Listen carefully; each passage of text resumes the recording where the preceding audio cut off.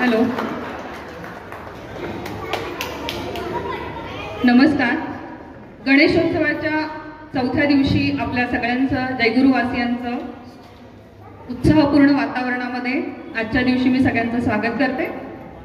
आजचा हा असा आगळा वेगळा उपक्रम आपण मागच्या वर्षी असा संकल्प केला होता की दरवर्षी आपण एक नवीन विषय घेऊन जयगुरुमधले जे सगळे आपले कलाकार मंडळी आहे त्यांना अगदी बालवयोगटापासून ते मोठ्या मुलांपर्यंत सगळ्या मुलांच्या कलाकारांच्या कलागुणांना वाव मिळावा म्हणून आपण एक विषय घेऊन त्या विषयावरती एक नाटिका सादर करायची, ज्याच्यामध्ये काही नृत्याविष्कार पण असतील आणि काही मुलांना वेगवेगळ्या स्किल सेट्स पण त्यांचे डेव्हलप होतील, हा याचा मागचा उद्देश होता.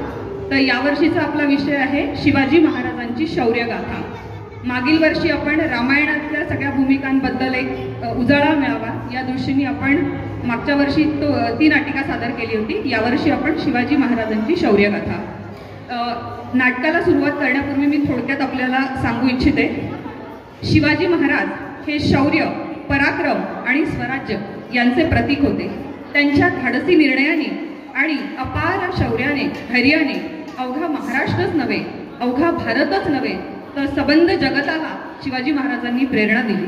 त्यांनी केवळ तलवारीच्या जोरावरच नव्हे तर आपल्या बुद्धिमत्तेने, शिस्तीने आणि आपल्या प्रजेवरील अपार प्रेमाने स्वराज्याची स्थापना केली. जगण्यासाठी शिकविले धैर्य, जगण्यासाठी शिकविले धैर्य, अन्यायाला दिला लढा, स्वराज्याचा दीप पेटविला, सिंह झाला सह्याद्री दाढा.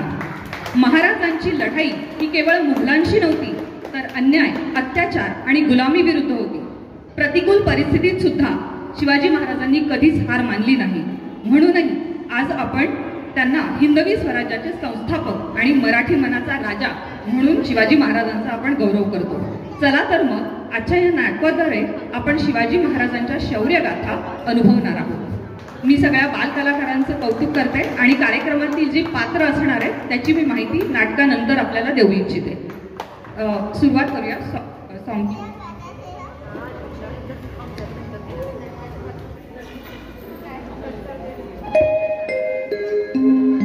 यदा यदा हि धर्मस्य ग्लानिर्भवति भारत अभ्युत्थानाम् अधर्मस्य तदात्मानं सृजाम्यहम् परित्राणाय साधूनां विनाशाय च दुष्कृतां धर्म संस्थापनार्थाय संभवामि युगे युगे, संभवामि युगे युगे, संभवामि युगे युगे.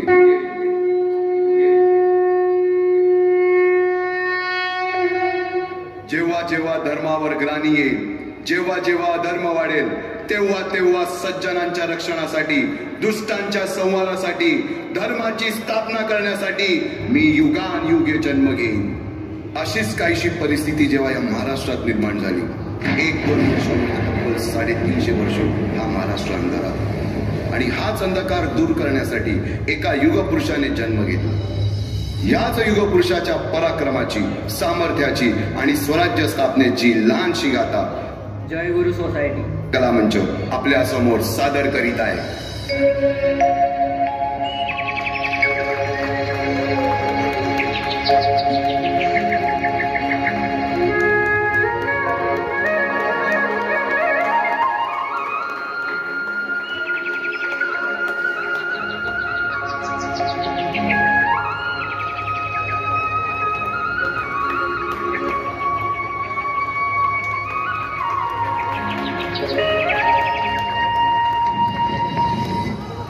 महाराष्ट्र असा सुखाने नांदत असताना एक दुष्ट कालयवनाची वक्रदृष्टी महाराष्ट्रावर.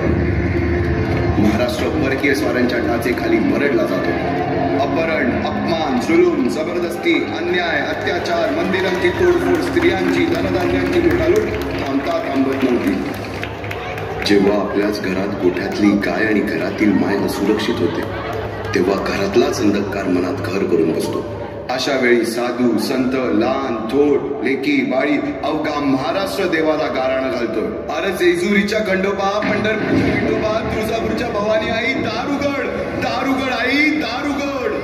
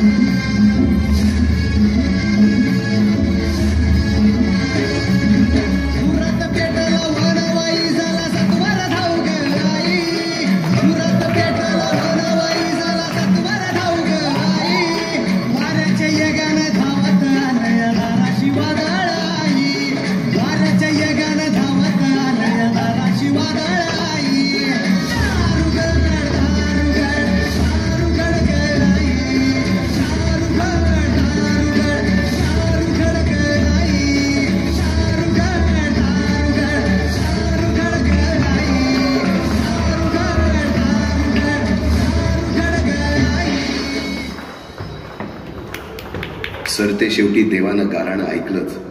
शालिवंशके 1551 शुक्ल नाम संवत्सर उत्तरायण शिशिर ऋतू फाल्गुन वद्य तृतीयेला सायंकाळी शुभ लग्न उदित असता कलियुगातील नरसिंहाचा, ग्रहमंडलातील सूर्याचा, नक्षत्रातील ध्रुवाचा, या समछत्रपती शिवरायांचा शिवनेरीवर जन्म झाला.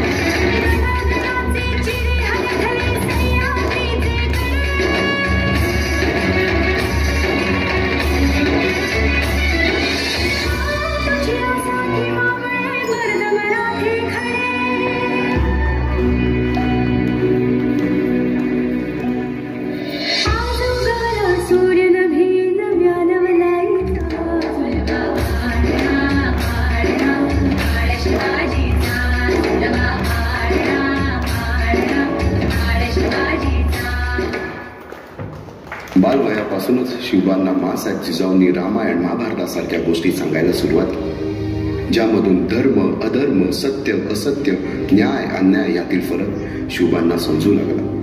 तसेच शस्त्रास्त्र व शास्त्र या शिक्षणासाठी शहाजी राजांनी अनेक कर्तबगार माणसे नेमली, जसे की दादोजी कोंडदेव, बाळकृष्ण पंत, रघुनाथ पंत, शामराज पंत अशा अनेक कर्तबगार माणसांच्या नेतृत्वाखाली महाराज बालवयापासूनच घडू लागले.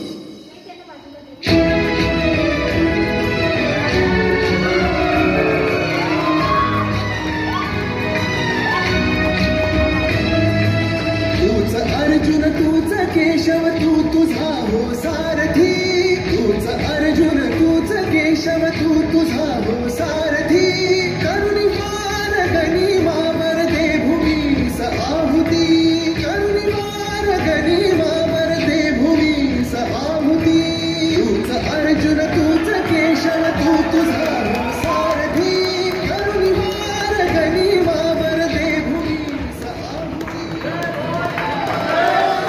एकटे नेतृत्व कधीच साम्राज्य उभे करू शकत नाही. त्यासाठी तशी कर्तबगार माणसे, निष्ठावान मावळे घडवावे लागतात.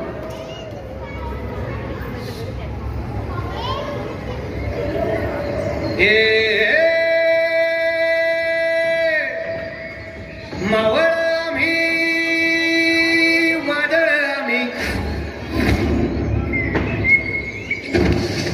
अरे मरणाचा बी काळ आम्ही,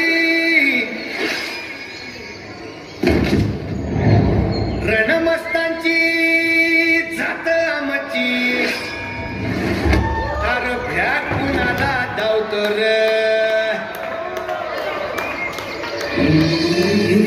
तलवारीशी नाक हे मातीशी, खकर सरनवरची रोज रखायाची, रयतेचा राजा त्यो आम्ही हात रतयाच, जिकत नाही जवर तवर झुंजत राहायाच,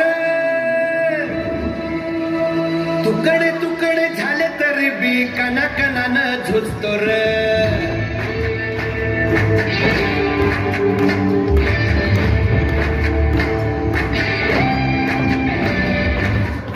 शिवरायांनी असे सवंगडी त्या वयापासूनच पारखायला सुरुवात केली.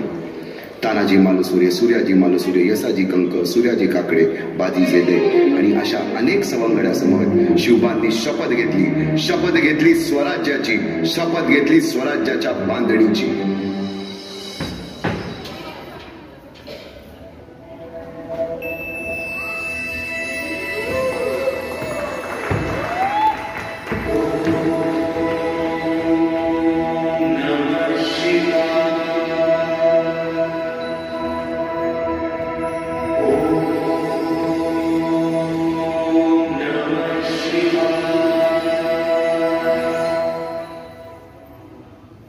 आम्ही मराठे यवनांची पीडा नष्ट करण्यासाठी हिंदवी स्वराज्य स्थापन करीत आहोत. यवनांची पीडा नष्ट करण्यासाठी हिंदवी स्वराज्य स्थापन करीत आहोत. राष्ट्रभावनेने संघटन करून देशावरील परकीयांचे आक्रमण नष्ट करीत आहोत. देशावरील परकीयांचे आक्रमण नष्ट करीत आहोत. स्वकीय व परकीय शत्रूंचे उच्चाटन करण्यासाठी उच्चाटन करण्यासाठी स्वराज्य स्थापन करीत आहोत. यात तू आम्हास यश द्यावे. हे राज्य व्हावे ही तर श्रींची इच्छा. रायरेश्वरासमोर शपथ घेतली आणि स्वराज्याची गोडदोड सुरू झाली. तोरणा किल्ला घेऊन स्वराज्याचे तोरण बांधले. पुढे मुरुंब देवाचा डोंगर, कुवारी गड, सुभान मंगल, कोंडाणा, शिरवळचा किल्ला, पुरंदर आणि 12 मावळ स्वतंत्र झाला. पुढे राजांनी पराक्रमाने जावळी देखील घेतली. परंतु त्यानंतर स्वराज्यावर ओढवले भले मोठे संकट. ते संकट म्हणजे अफजल खान.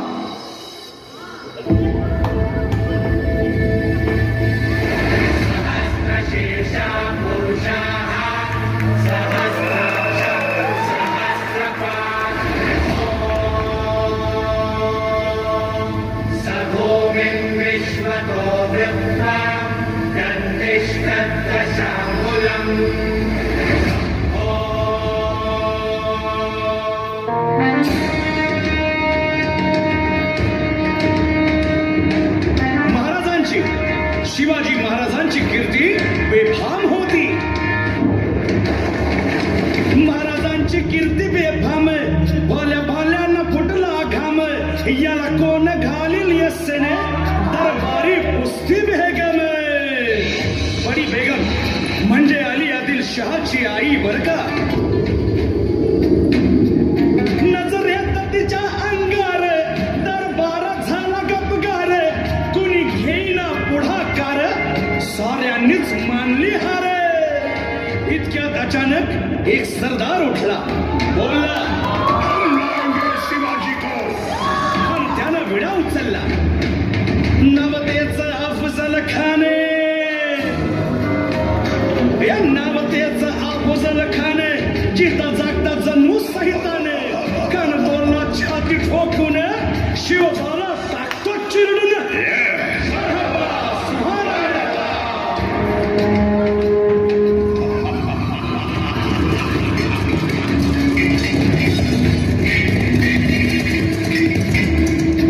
आता शिवबाचं काही खरं नाही. इकडं निजाम, तिकडं मुघल, पलीकडं इंग्रज. जो तो हेच बोलू लागला. महाराज आपला जीव मोलाचा आहे. खानाचं सैन्य अफाट आहे. त्याच्यासमोर आपला टिकाव लागणं अवघड आहे. काही दिवसांसाठी आपण कुठेतरी अज्ञातस्थळी निघून जाऊ. काय म्हणालात रायबा? मासाहेब, आम्हाला आमच्या जीवाची पर्वा नाही. राजांचा जीव वाचणं गरजेचं आहे. रायबा, शिवबा केवळ आमचा पुत्र नाही, तर अवघ्या मराठी जनांचा स्वाभिमान आहे. या मातेने आपला पुत्र गमावला तरी बेहत्तर, परंतु भ्याडपणे पळून जाऊन या मराठी मुलखाचा स्वाभिमान गमावता कामा नये. अशा वाघिणीचा छावा. बाळासाहेब, आपला पुत्र आणि मराठी मुलखाचा स्वाभिमान विजयी टिळा लावूनच परत. अशा वाघिणीचा छावा गनिमाला कसा ठेचावा. डोक्यात नेहमी कावा, भेटीचा धाडला सांगावा. खानाच्या भेटीसाठी महाराजांना एक शानदार शामियाना उभारला होता. आणि अशा या शामियान्यात खान डौल पडुले तळाला, खान डौल पडुले तळाला. सय्यद बंडा त्याच्या संगतीला, सय्यद बंडा त्याच्या संगतीला. शिवबाच्या संगती महाला. राजाला पाहून आओ आओ शिवाजी, आओ हमारे गले लग जाओ. खानानं राजाला आलिंगन दिलं आणि दगा केला. कानाभिमान मान्या, कानाभिमान मान्या, कट्यारीचा वाद त्यानं केला, कट्यारीचा वाद त्यानं केला. खरं खरं आवाज झाला, खरं खरं आवाज झाला. चिलखत होतंय अंगाला, चिलखत होतंय अंगाला. खानाचा वार फुका गेला, खान येडबडला. इतक्यात महाराज आल्या. पोटामंदी पिचवा ठेकेला, पोटामंदी पिचवा ठेकेला. वाघानं खापसा मारा केला, वाघानं खापसा मारा केला. तरा तरा पडलं पोटाला, त्याला गेला खानाचा कोटा. भाई रे आला जी, भाई रे आला जी.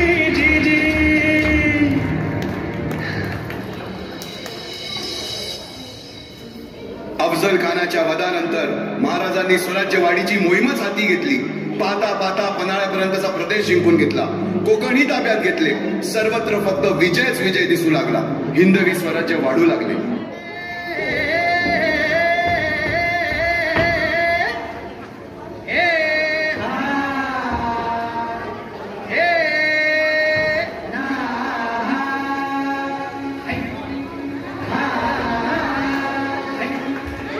अरे दुश्मन असू दे, कलीम असू दे, किती बी हुशार.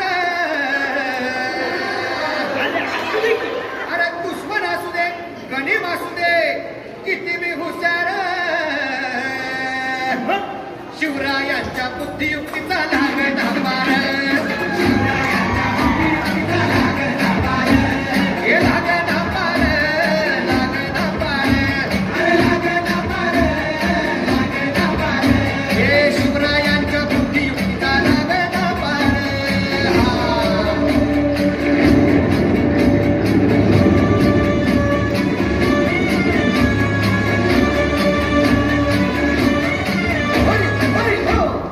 काही सांगता नाही. अरे मग काय गड्या हो, यो बसला हाय ना गनीम, येढा मांडून आलंय. आणि मुघलांनी नजर वाकडी. मग राजानं काय केलं ऐकलं म्हणतात. राजांनी आता युगत काय मांडली. अरे युगत मांडली, युगत मांडली, युगत मांडली, युगत मांडली. अरे युगत मांडली, राजानं युगत मांडली, युगत मांडली, युगत मांडली. बघा बघा बघा, युगत मांडली. राजांनी आता युगत मांडली, शिवरायांनी युगत मांडली, महाराजांनी युगत मांडली. अशी ही युगत म्हणताची जुबान सिद्धीच्या खेम्यात संतोची भेट.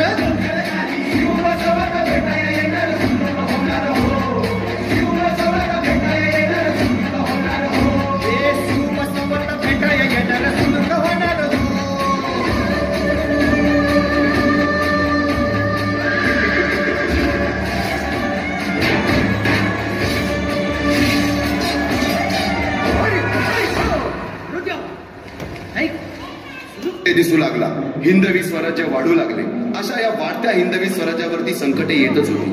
पुढे स्वराज्यावर संकट आले ते म्हणजे सिद्धीचे, सिद्धी जोहरचे. सिद्धीने सुमारे 4 महिन्यापेक्षा जास्त पन्हाळ्याला वेढा घातला. या वेड्यातून महाराजांना सुटकेसाठी बाजीप्रभू देशपांडे, शिवा काशीद व अनेक बांधवांनी पराक्रमाची शिकस्त केली. समोर मृत्यू दिसून सुद्धा शिवा काशीद प्रति शिवराय बनून सिद्धीच्या शामियानात जातात. काय म्हणावे त्या धैर्याला. पावनखिंडी 3000 गनिमांची अवघ्या 300 माव्यांना घेऊन गोडकिंद अडून धरली आणि बाजीप्रभूंनी राजांना पुढे जाण्यास सांगितले. काय म्हणावे त्या शौर्याला. राजे लाख मिले तरी चालतील, परंतु लाखांचा पोशिंदा हा जगलाच पाहिजे. जा राजे जा, फक्त एक करा. विशालगडावर पोहोचल्यावर तोफेचे 5 बार द्या. तोपर्यंत हा बाजी या खिंडीतच गनीम रोखून ठेवतो. पुरंदराच्या तळावेळी मुरारबाजींना माझ्या सैन्यात आलमगीर बादशाह म्हणून मनसब देतो असे आमिष दाखवणाऱ्या त्या दिलेर खानासमोर मुरारबाजी स्वराज्याच्या पायी वाहिलेल्या निष्ठेला आठवून तांडव करतात. काय म्हणावे त्या स्वामी निष्ठेला. पुढे राजांना आग्र्याला जावे लागले. तेथे वकील औरंगजेबाच्या मगरमिठीतून निसटून आल्यावर तहात दिलेल्या किल्ल्यापैकी जेव्हा कोंडाणा घेण्याची वेळ आली तेव्हा स्वतःच्या मुलाचे लग्न बाजूला ठेवून सुभेदार तानाजी मालुसरे पुढे आले. काय म्हणावे त्या त्यागाला. ही मोहीम मॅच फत्ते करणार राजे. आधी लगीन कोंढाण्याचं मग माझ्या रायबाचं.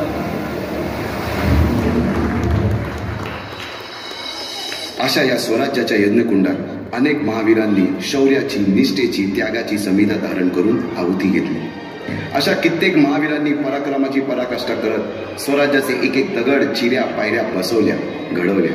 एक एक बुरुज बांधला गेला आणि आता वेळ आली त्या बांधलेल्या भक्कम गडावर विजयश्री धारण केलेला भगवा ध्वज चढवण्याची, म्हणजेच आपल्या महाराजांच्या, शिवरायांच्या राज्याभिषेकाची.